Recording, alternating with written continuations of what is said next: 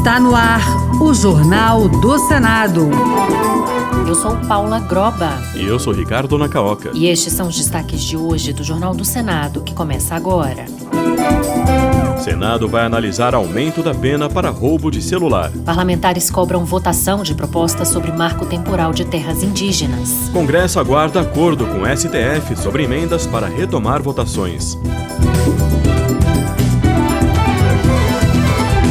Boa noite. Boa noite. O Senado vai analisar um projeto que propõe mudanças no Código Penal, estabelecendo pena de prisão de 4 a 8 anos e multa para o crime de furto de celular. O autor, senador Flávio Bolsonaro, defende a necessidade de amparo legal para que os juízes mantenham os criminosos presos por mais tempo. Repórter César Mendes. Uma pesquisa divulgada no ano passado pelo Datafolha apontou que 1 em cada 10 brasileiros teve o seu telefone celular roubado ou furtado entre julho de 2023 e junho de 2024. Outro levantamento do portal Mobilitime, especializado em telefonia celular, revela que o número de celulares subtraídos no país já ultrapassou 100 milhões. Pensando em medidas mais eficazes para o enfrentamento dessa situação, o senador Flávio Bolsonaro, do PL do Rio de Janeiro, apresentou o projeto que altera o artigo 155 do Código Penal para estabelecer pena de reclusão de 4 a 8 anos e multa em caso de furto de aparelho celular móvel. A pena para quem furta um celular é de 1 a 4 anos de reclusão. E o meu projeto passa essa pena para que ela seja de 4 a 8 anos de reclusão. Flávio Bolsonaro lembrou que os recursos tecnológicos permitem hoje aos usuários de telefones celulares o armazenamento de toda sorte de informações no aparelho, desde senhas para a realização de operações bancárias e documentos oficiais e de trabalho, a imagens pessoais, familiares e até mesmo íntimas, aspectos que fazem com que o furto de um smartphone, segundo o autor da matéria, implique não apenas na privação da posse do objeto em si, mas também no potencial de invasão de privacidade e de danos à segurança pessoal e à integridade emocional das vítimas. Hoje em dia o aparelho celular é onde está a vida de todo mundo,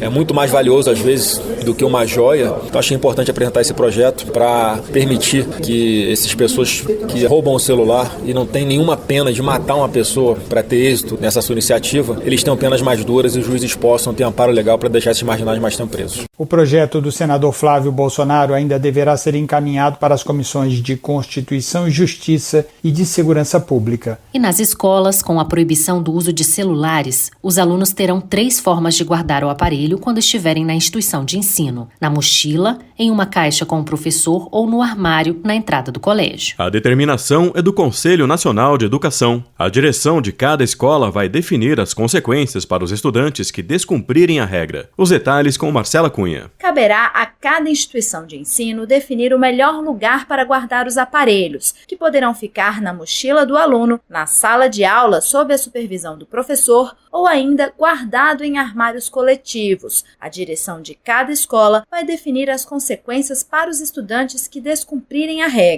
Para a presidente da Comissão de Educação, senadora Tereza Leitão, do PT de Pernambuco, que é professora e pedagoga, o uso excessivo dos aparelhos tem prejudicado a aprendizagem. O uso excessivo do celular tem reduzido capacidade de raciocínio, capacidade de atenção, fora alguns problemas para a própria saúde, de visão, problema de atenção, de introspecção muito grande, de falta de sociabilidade. O documento do Conselho Nacional de Educação detalha as regras da lei que proibiu o uso de celulares nas escolas, inclusive no recreio e durante o intervalo entre as aulas. O CNE vetou o uso de bloqueadores de sinal que podem afetar professores e funcionários.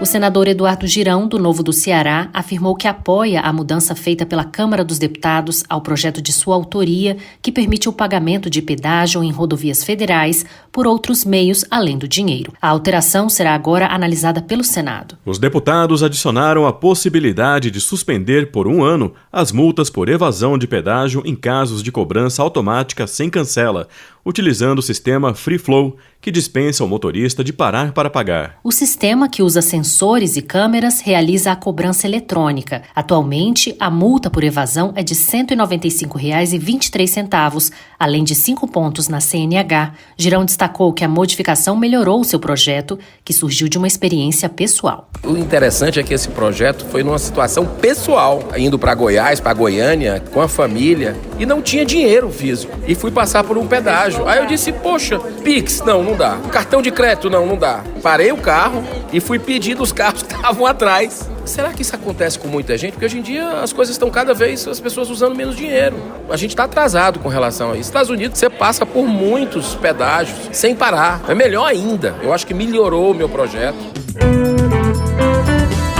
Senadores pediram ao novo presidente da Comissão de Constituição e Justiça a votação da proposta que define o marco temporal de demarcação de terras indígenas. A PEC teve análise adiada por conta de uma tentativa de entendimento conduzida pelo ministro Gilmar Mendes, do Supremo Tribunal Federal. Repórter Bruno Lourenço. O senador Doutor Irã, do Progressistas de Roraima, apresentou uma proposta que define a data da promulgação da Constituição, 5 de outubro de 1988, como chamado marco temporal para o reconhecimento da ocupação tradicional indígena. O colega de partido e senador por Santa Catarina, Esperidião Amin, considera que já é hora de a Comissão de Constituição e Justiça retomar a análise da PEC, que foi adiada por conta de uma tentativa de entendimento entre o Legislativo, Executivo e Judiciário, patrocinada pelo Supremo Tribunal Federal. O fato é que nós paralisamos o debate da PEC no marco temporal em homenagem à tentativa de acordo, presidida pelo Supremo Tribunal Federal. Neste ínterim, em que as coisas deveriam estar assustadas, o governo federal editou 2 decretos homologando demarcação de terras indígenas. Bom, 2 no meu estado. O presidente da Comissão de Constituição e Justiça, senador Otto Alencar, do PSD da Bahia,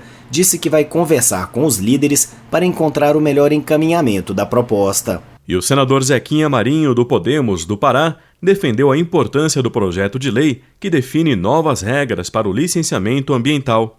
Na avaliação dele, o atual modelo de licença é arcaico, burocrático e lento. Por isso, segundo ele, é necessária uma legislação mais moderna. A proposta em análise no Congresso cria a Lei Geral do Licenciamento Ambiental e está em discussão há mais de 20 anos. Atualmente, as comissões de Agricultura e de Meio Ambiente analisam o texto. Esse assunto do licenciamento ambiental, além de importante, é urgente. Isso não vai beneficiar apenas o agro, mas beneficia qualquer segmento da economia, porque praticamente tudo hoje depende de uma licença ambiental para ser construído.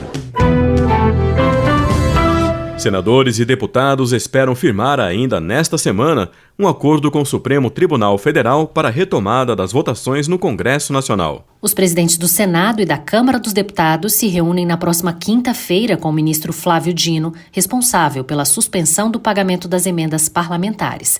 Os detalhes com a repórter Érica Christian. Os presidentes do Senado, Davi Alcolumbre, e da Câmara dos Deputados, Hugo Mota, devem discutir nesta quinta-feira com o ministro do Supremo Tribunal Federal, Flávio Dino, a liberação das emendas parlamentares, que tiveram o pagamento suspenso no ano passado.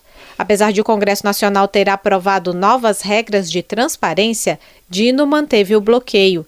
Segundo o líder do PT, senador Rogério Carvalho, de Sergipe, Davi Alcolumbre deverá buscar um entendimento com o ministro do STF. O presidente Davi, ele tem estado no Supremo para encontrar uma solução e um entendimento para que essas coisas fluam, e a gente não tenha obstrução. Ao citar que o pagamento das emendas parlamentares está na Constituição, o líder do PL, senador Carlos Portinho, do Rio de Janeiro, comentou que as votações no Legislativo deverão ser retomadas mesmo após o Supremo rever o bloqueio. A gente não pode avançar, aliás, o país não pode avançar sem resolver essa questão das emendas, que foi uma pedra que o Judiciário botou, como parece que a Constituição é nova, A Constituição é de 1988, as emendas impositivas, por exemplo, são emendas constitucionais, o orçamento é deliberado pelo Congresso Nacional. As emendas parlamentares suspensas são do orçamento do ano passado. Segundo deputados e senadores, diversas obras e projetos nos estados e municípios foram paralisados por falta de recursos em decorrência da decisão do ministro do Supremo.